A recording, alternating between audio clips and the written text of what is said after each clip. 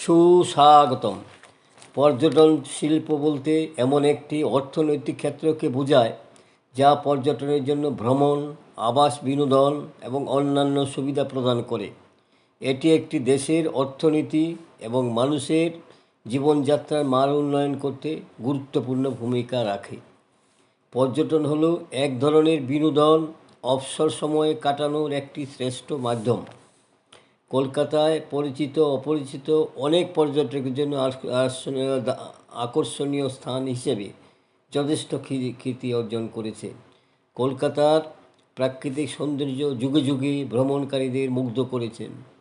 এর মধ্যে প্রত্নতাত্ত্বিক নিদর্শন, ঐতিহাসিক মন্দির, মসজিদ এবং মিনার, প্রাকৃতিক সমুদ্র এবং নদী, জাদুঘর, চিড়িয়াখানা, এমপি বিড়লা টারমণ্ডল, হাওড়া ব্রিজ, ভিক্টোরিয়া মেমোরিয়াল, জাতীয় গ্রন্থাগার, Fort William, Jorasanko Thakurbari, metro rail, এই ঐতিহ্যবাহী ক্ষেত্র কলকাতাকে নিয়েই ইউটিউবের সাহিত্যে নবদিগন্ত চ্যানেলে আজকের ভিডিওটি হলো পর্যটনে কল্লোনী তিলোত্তমা কলকাতা। গ্রন্থনায় রবীন্দ্র কুমার চক্রবর্তী। সুতানুটি, গোবিন্দপুর আর কলকাতা এই তিনটি গ্রাম নিয়েই পত্তন হলো কলকাতা শহর। সুতানুটি আর গোবিন্দপুর হারিয়ে গেল কলকাতা আবির্ভাবের মাধ্যমে। জবচার্নক আসার প্রায় 100 বছর আগে আমরা কলকাতা নামের এক গ্রামের উল্লেখ পাই মুকুন্দরাম কবিকঙ্কন চণ্ডীমঙ্গল কাব্যে।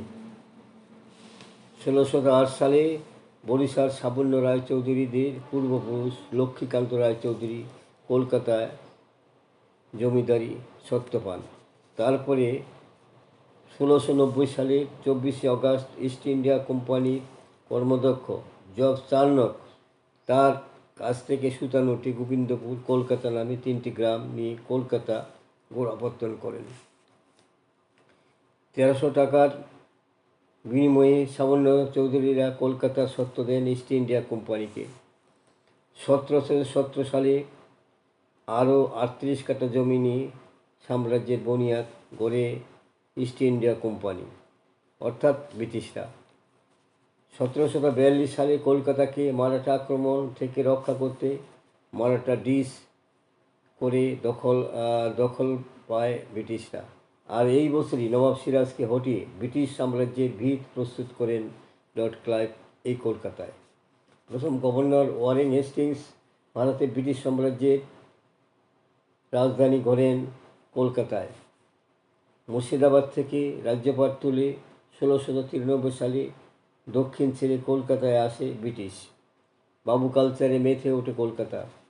কলকাতা সর্বজনীন শহর, সকল জাতি, সকল ধর্ম, সকল ভাষাভাষীর স্থান এই কলকাতায়। সবাই আপন করে নেয় এই শহর। সারা বিশ্ব থেকে অসংখ্য পর্যটক আসে এই শহর দেখতে। হুগলি নদীর তীরবর্তী কলকাতার অবস্থিতি 22.33 ইঞ্চি উত্তর অক্ষাংশ এবং 88.33 পূর্ব দ্রাঘিমায়। কলকাতা কল্লোলিনী তিলোত্তমা। কলকাতা আদর্শনী ভারত দর্শন সম্পূর্ণ থেকে যায়। ভারতের বিভিন্ন রাষ্ট্রের সাথে যোগাযোগ রয়েছে কলকাতার। উত্তর পূর্ব ভারতের তোরণদ্বার বা গেটওয়ে হলো কলকাতা। কলকাতায় পর্যটকদের জন্য রয়েছে বহু দর্শনীয় স্থান, রাত্রিবাস ও মনমতো খাবারের সুবন্দোবস্ত। প্রতিদিন দেশি বিদেশি পর্যটকদের ভিড়ে তিলোত্তম কলকাতা থাকে সর্বদাই ব্যস্ত।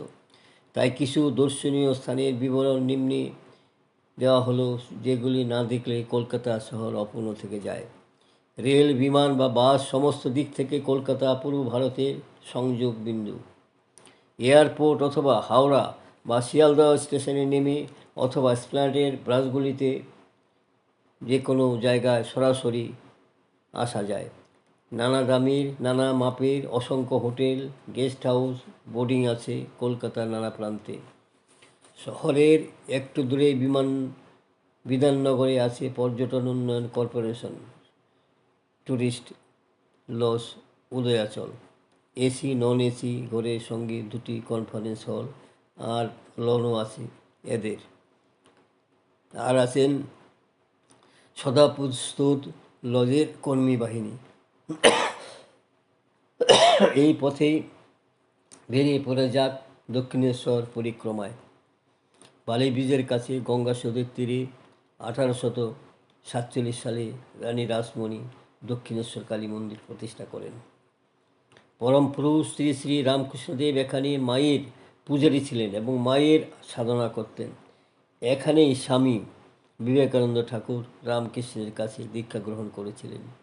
প্রতিদিন দেশ বিদেশ থেকে বহু পর্যটক এখানে আসেন। পাশে আছে আদ্যাপীঠ। অতি সহজেই এই ভ্রমণে দুই তীর্থই পরিভ্রমণ করে নিতে পারবেন। যোগাযোগ ব্যবস্থা ধর্মতলা থেকে 2 ও 34 নং এবং 4B বাস আপনাকে পৌঁছে দেবে এই দুটো স্থানে, কিংবা দক্ষিণেশ্বর বাবুঘাট মিনি বাসও যেতে পারেন। এবার চলুন যাই পরিকল্পনা আধুনিক নগরী বিধাননগরে।